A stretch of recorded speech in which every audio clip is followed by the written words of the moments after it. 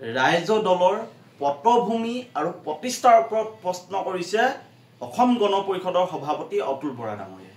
অতুল বৰা ডাঙৰীয়াই হয়তো পাহৰি গৈছে তেওঁ মন্ত্ৰিত্বৰ নামত 855 জন শ্বহীদক, যি শ্বহীদে জাতীয়তাবাদৰ সপোন দেখিছিল, অসমখনক নতুন ৰূপত বিদেশীমুক্ত সপোন দেখিছিল, সেই শ্বহীদৰ ত্যাগক নস্যাৎ কৰি তেওঁ বন্ধকত ৰাখি আজি মন্ত্ৰিত্বৰ আসনখন অলংকৃত কৰি আছে।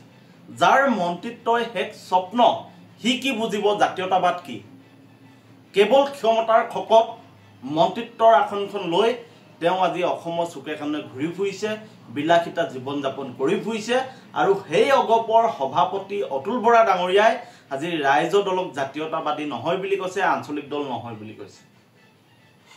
আমি অতুল বৰা ডাঙৰীয়াক প্ৰশ্ন কৰিছোঁ, আপুনি মন্ত্ৰিত্বৰ সোৱাদৰ বাহিৰে জাতীয়তাবাদ কি, আঞ্চলিকতাবাদ কি আপুনি উপলব্ধি কৰি পাইছেনে?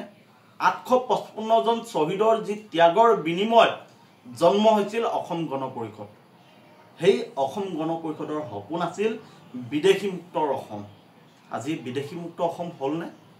আপোনালোকে দুবাৰকৈ চৰকাৰ গঠন কৰিলে, আজিও মন্ত্ৰিত্বৰ আসনত আছে, তথাপিও বিদেশী বিদেশী বিদেশী চাৰিওফালে বিদেশী যি সমস্যা, এই সমস্যা সমাধান হ'লনে? গতিকে ডাঙৰীয়া, অসম গণ পৰিষদে আঞ্চলিকতাবাদৰ যি স্থিতি, যি নীতি, এই নীতি হেৰুৱাৰ ফলতহে ৰাইজ দল জন্ম হৈছে। ৰাইজ দলে প্ৰকৃতাৰ্থত সকলো মানুহৰ সমমৰ্যাদা, সম অধিকাৰৰ কথাবোৰ কৈ আছে। ৰাইজ দলে সঁচা অৰ্থত অসমক ভাল পোৱা জাতীয়তাবাদী মানুহক একত্ৰিত কৰি এখন নতুন অসম গঢ়িবলৈ গৈ আছে।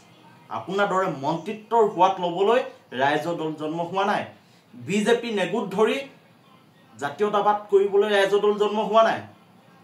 গতিকে ডাঙৰীয়া, আমাৰ কথা স্পষ্ট, আজিৰ তাৰিখত অসম গণ পৰিষদতকৈ ৰাইজ দল বহুগুণে শক্তিশালী।